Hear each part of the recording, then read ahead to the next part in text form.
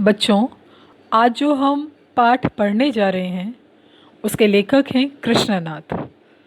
पाठ का नाम हम बाद में पढ़ेंगे, पहले हम कृष्णा जी का परिचय पढ़ लें। चलते चलते अंत नहीं, अंत बिना छुटकारा नहीं, इसलिए तपस है, धुआं है यानी इच्छा है, जान लेने की, पहचान लेने की। लद्दाख में राग विराग, वहाँ से ये पंक्तियाँ ली गई हैं। कृष्णनाथ जन्म सन 1934 वाराणसी उत्तर प्रदेश में हुआ। प्रमुख रचनाएं हैं लद्दाख में राग विराग, किन्नर धर्मलोक, स्पीति में बारिश, पृथ्वी परिक्रमा, हिमाल यात्रा, अरुणाचल यात्रा, बौद्ध निबंधावली। हिंदी और अंग्रेजी में कई पुस्तकों का संपादन। सम्मान कौन सा मिला है इन्हें? लोहिया सम्मान। 2016 में इनका निधन। अब देखिए, जितने भी रचनाएं हैं उन सभी में एक यात्राएं हैं, एक नई नई जगह की खोज है। तो इस तरह से हम कह सकते हैं कि कृष्णनाथ जो हैं एक यायावर प्रवृत्ति के रहे हैं, मतलब घुमक्कड़ी स्वभाव के रहे हैं। जैसे राहुल सांस्कृत्यायन थे, जिन्होंने लहासा की ओर आपने पढ़ा 9th क्लास में, उनका एक पाठ। कृष्णनाथ के व्यक्तित्व के कई पहलू हैं। काशी हिंदू विश्वविद्यालय से अर्थशास्त्र में एमए के बाद उनका झुकाव समाजवादी आंदोलन और बौद्ध दर्शन की ओर हो गया।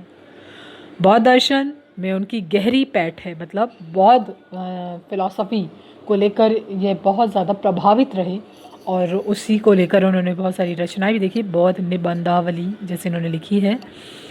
उसके बाद वे अर्थशास्त्र के विद्वान हैं और काशी विद्यापीठ में इसी के विषय के प्रोफेसर भी हैं। देखिए, अर्थशास्त्र से संबंधित हैं और लेखनी इनकी हिंदी में चलती है। हिंदी साहित्य की रचनाओं इन्होंने करी हैं। और आप देखें, इसके बाद इन्होंने हिंदी और अंग्रेजी दोनों भाषाओं पर उनका अधिकार है। दोनों की पत्रकारिता से भी उनका जुड़ाव रहा। हिंदी की साहित्यिक पत्रिका कल्पना के संपादक मंडल में वे कई साल तक रहे। अंग्रेजी के मैनकाइंड का भी कुछ वर्षों तक इन्होंने संपादन किया। राजनीति, पत्रकारिता और अध्यापन की प्रक्रिया से गुजरते गुजरते वे बौद्ध दर्शन की ओर मुड़े।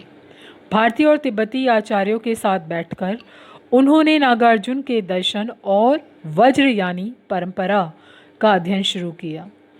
भारतीय चिंतक जय कृष्णमूर्ति ने जब बौद्ध विद्वानों के साथ चिंतन मनन शुरू किया तो कृष्णनाथ भी उसमें शामिल हुए। बौद्ध दर्शन पर कृष्णनाथ जी ने काफ़ी कुछ लिखा है।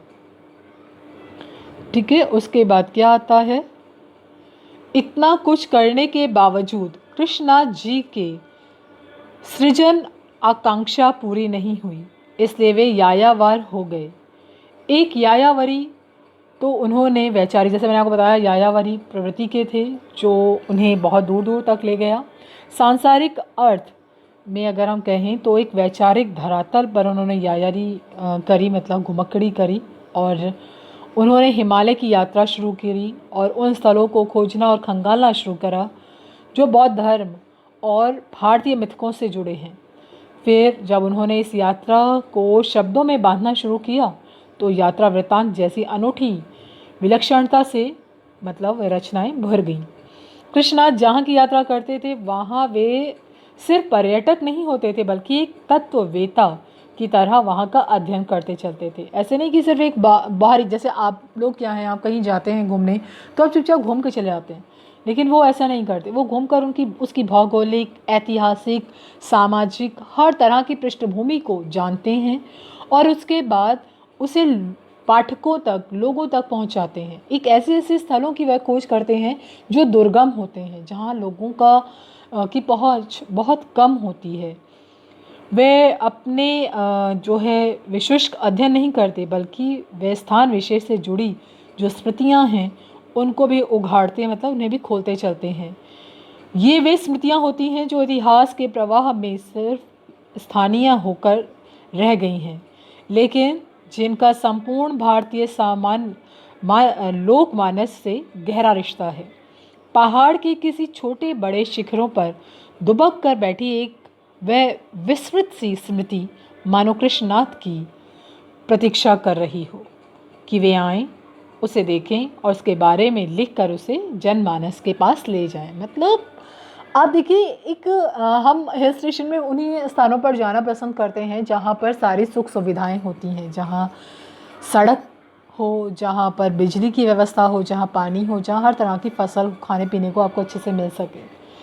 लेकिन एक ऐसी स्थिति जहाँ पर ये सब चीज़ें ना हों या बहुत दुष्कर हों, वहाँ जाना लोग पसंद नहीं करते। तो यहाँ जो कृष्णनाथ हैं वो उन्हीं जगहों पर घूमते हैं, ऐसे दुर्गम स्थानों पर जहाँ जाना मुश्किल हो। और वहाँ की संस्कृति से एक बहुत बड़े विशाल समूह, क्योंकि मैंने कहा था जैसे आपको जनसंचार पढ़ाया तो कि पुस्तकें भी जनसंचार का एक मुद्रित माध्यम है।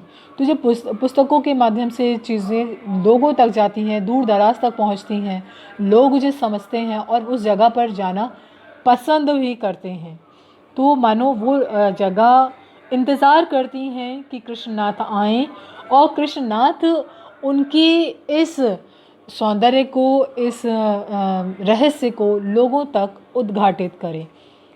कृष्णनाथ के यात्रा वृत्तांत स्थान विशेष से जुड़े होकर भी भाषा, इतिहास, पुराण का संसार समेटे हुए हैं।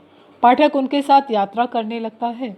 वे लोग, जैसे आपने साना साना हाथ जोड़े, मधु काकड़िया की एक कहानी है, क्लास 10th में आप पढ़कर आए हैं। साना साना हाथ जोड़ी आप जब पढ़ना शुरू करते हैं, अगर आप बहुत ही ध्यान से उसे अगर एकाग्र होकर पढ़ रहे हैं, तो आप सच में आपको ऐसा लगता है कि आप मधु काकड़िया के साथ गंगटोक का भ्रमण कर रहे हैं। जैसे जैसे उन्होंने लिखा है उसके साथ हम यात्रा करते हैं। यहाँ कृष्णनाथ के यात्रा वृत्तांतों को हम पढ़ेंगे तो उन्हें कुछ नया मिलेगा। उन्हें महसूस होगा कि जो लोग इसे पढ़ते हैं यात्रा वृत्तांतों को उनके, तो उन्हें महसूस होता है कि उनकी पुरानी यात्रा अधूरी थी और कृष्णनाथ के यात्रा वृत्तांत को पढ़कर वह पूरी होगी। अगर भले ही हम ऐसी जगह गए हैं लेकिन थोड़े दिन रहकर हम वहाँ से आ जाते हैं, और जब हम कृष्णनाथ को पढ़ते हैं तो हमें लगता है कि अरे ये सारे पहलू तो अछूते रह गए थे, इन सब चीज़ों को तो हमने कभी जाना ही नहीं। लेकिन आज हम ये सब चीज़ें समझ पाए बजाय कि कृष्णनाथ के कारण। स्पीति में बारिश। देखिए विषय कैसा सा है, कैसा शीर्षक है। पाठ एक यात्रा वृत्तांत है। ध्यान रखिएगा क्या है ये, यात्रा वृत्तांत है। स्पीति हिमाचल के मध्य में स्थित है, बिल्कुल मध्य में। वह स्थान अपनी भौगोलिक एवं प्राकृतिक विशेषताओं के कारण अन्य पर्वतीय स्थलों से भिन्न है। लेखक ने इस पाठ में स्पीति की जनसंख्या, ऋतु, फसल, जलवायु तथा भूगोल का वर्णन किया है, जो परस्पर एक दूसरे से संबंधित हैं। पाठ में दुर्गम क्षेत्र स्पीति में रहने वाले लोगों की कठिनाई भरे जीवन का भी वर्णन किया है। कुछ युवा पर्यटकों का पहुंचना स्पीति के पर्यावरण को बदल सकता है। ठंडे रेगिस्तान जैसे स्पीति के लिए उनका आना वहाँ बूंदों भरा एक सुखद संयोग बन सकता है।